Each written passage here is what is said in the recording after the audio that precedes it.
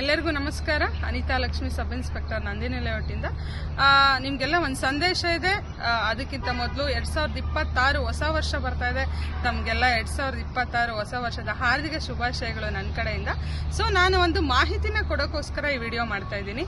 So ಏನಪ್ಪಾ ಅಂತಂದ್ರೆ, ಒಂದು ಹೊಸ ವರ್ಷಕ್ಕೆ ವಿಶಸ್ನ ಕಳ್ಸೋಕ್ಕೋಸ್ಕರ ಸೈಬರ್ ಫ್ರಾಡರ್ಸ್ ಬಂದು ಒಂದು APK ಆ್ಯಪ್ನ ಬಿಡ್ತಾ ಇದ್ದಾರೆ.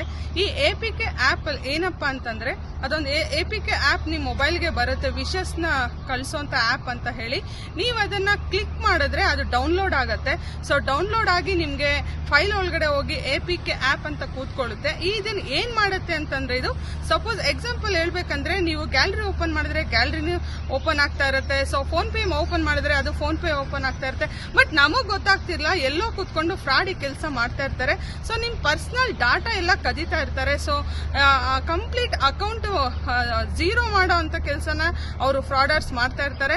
ಸೊ ಅದಕ್ಕೆ ನೀವು ತುಂಬಾ ಎಚ್ಚರಿಕೆಯಾಗಿರ್ಬೇಕು. ನೀವು ಯಾವುದೇ ವಿಶಸ್ನ ಕಳಿಸ್ಬೇಕಂದ್ರೆ ನಾರ್ಮಲ್ ಸಂದೇಶಗಳನ್ನ ಕಳಿಸಿ.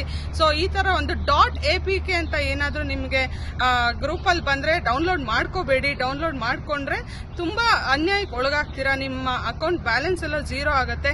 ಸೊ ತುಂಬಾ ಹುಷಾರಾಗಿಂದ ಎಚ್ಚರಿಕೆಯಿಂದ ಇರಿ ಅಂತ ಹೇಳ್ತಾ ಈ ಒಂದು ಸಣ್ಣ ಸಂದೇಶನ ಕೊಡಕ್ ಬಂದಿದ್ದೀನಿ. Thank you so much.